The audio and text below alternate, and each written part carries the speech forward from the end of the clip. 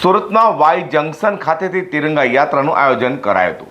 કેન્દ્રીય જળશક્તિ મંત્રી C R પાટીલના અધ્યક્ષસ્થાને ભવ્ય તિરંગા પદયાત્રા યોજાઈ હતી, જેમાં હજારો સુરતવાસીઓની ઉપસ્થિતિની સમગ્ર માહોલ તિરંગમય બની જવા પામ્યો હતો અને દેશભક્તિના રંગમાં સમગ્ર સુરત શહેર રંગાયું હતું.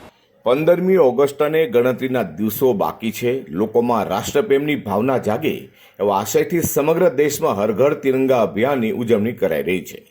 તે સુરતના વાય જંકશનથી લાલભાઈ કોન્ટ્રાક્ટ સ્ટેડિયમ સુધી 2 કિલોમીટરની ભવ્ય તિરંગા યાત્રા યોજાઈ હતી, જેમાં તિરંગા યાત્રામાં કેન્દ્રીય જળમંત્રી સી આર પાટીલ અને ગૃહ રાજ્યમંત્રી હર્ષ સંઘવી પણ હાજર રહેવા પામ્યા હતા.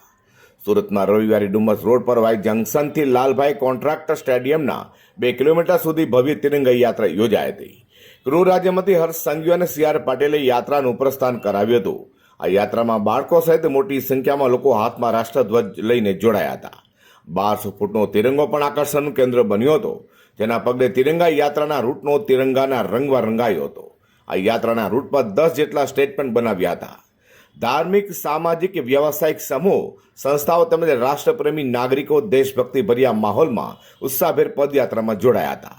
સીઆરપીએફ, પોલીસ વિભાગ, platoon, Gujarat police band, NCC બેન્ડે અનોખું આકર્ષણ જમાવ્યું હતું. આ પદયાત્રામાં વિવિધ શાળાના વિદ્યાર્થીઓ, શિક્ષકો, સ્પોર્ટ્સ ગ્રુપ અને એસોસિએશનો, રમતવીરો, સાંસ્કૃતિક, સામાજિક અને ધાર્મિક સંગઠનો, પરફોર્મિંગ આર્ટ્સ સંસ્થાઓ, ડાયમંડ અને textile association, FOSTA, CREDAI, NCC, NSS, Nehru Yuva Kendra, ONGC, KRIBHCO, Adani, Reliance, AMNS જેવા હજીરાના ઔદ્યોગિક સમૂહો, વિવિધ સમાજ સંગઠનોના પ્રતિનિધિઓ અને રાષ્ટ્રપ્રેમી નાગરિકો દેશભક્તિભર્યા માહોલમાં ઉત્સાહભેર પદયાત્રામાં જોડાયા હતા. અન્ય રાજ્યોના સંગઠનો, ખાસ કરીને ઓડિયા, રાજસ્થાન, પશ્ચિમ બંગાળ, મહારાષ્ટ્ર, તામિલનાડુ, કેરળ, તેલંગાણા, પંજાબ સહિતના રાજ્યોના નાગરિકો પણ તેમના સાંસ્કૃતિક ગ્રુપો પણ જોડાયા હતા.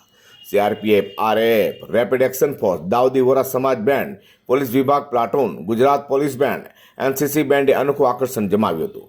તો કાર્યક્રમના અંતે મંત્રીઓ સહિત ઉપસ્થિત સૌએ ઘરે ઘરે તિરંગાના ધ્યેય સાથે તારીખ 9 થી 15મી ઓગસ્ટ દરમિયાન તિરંગાને માન સન્માન સાથે લહેરાવવાની સામૂહિક શપથ ગ્રહણ કર્યા હતા.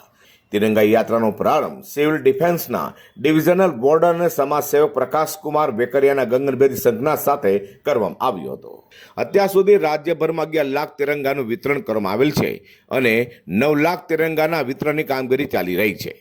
હર ઘર તિરંગા અભિયાનમાં લોકો વધુને વધુ માત્રામાં જોડાઈ રહ્યા છે.